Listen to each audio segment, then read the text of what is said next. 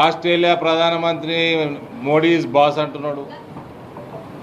America అధ్యక్షుడు మోదీ గారు కూర్చొని కుర్చీ గుంజుతున్నాడు. ఫ్రాన్స్ అధ్యక్షుడు నేను ఒక్కడనే చైర్మన్ కాదు, మీరు కో చైర్మన్ అయితేనే మీటింగ్ పెడతానని అంటున్నాడు. ఆ స్థాయిలో ఉన్న మోదీ గారిని పట్టుకొని కులం గురించి మాట్లాడుతున్నారంటే రేవంత్ ప్రయారిటీ లేదు. ఈ వాగ్దానాలు ఇతర రాష్ట్రం ఎదుర్కొంటున్న ఇతర సమస్యల నుంచి డైవర్ట్ చేయనీకే కూడా ఆయనకు ఒక సరైన సబ్జెక్టు దొరకలేదు. కానీ మాట్లాడుకుంటా రేవంత్ అగ్రవర్ణాలందరినీ బీసీలందరినీ కూడా మోడీకి ఓటేయమని చెప్పాడు. ఆయన అన్నదాన్ని బట్టి నాకైతే అదే అర్థమైంది. సబ్జెక్టు లేదు, అడ్మినిస్ట్రేషన్ లేదు, వాగ్దానాలు గాయమైనాయి.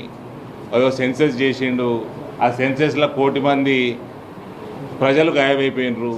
అయోమయం జగన్నాథం. ఇది కాంగ్రెస్ పరిస్థితి.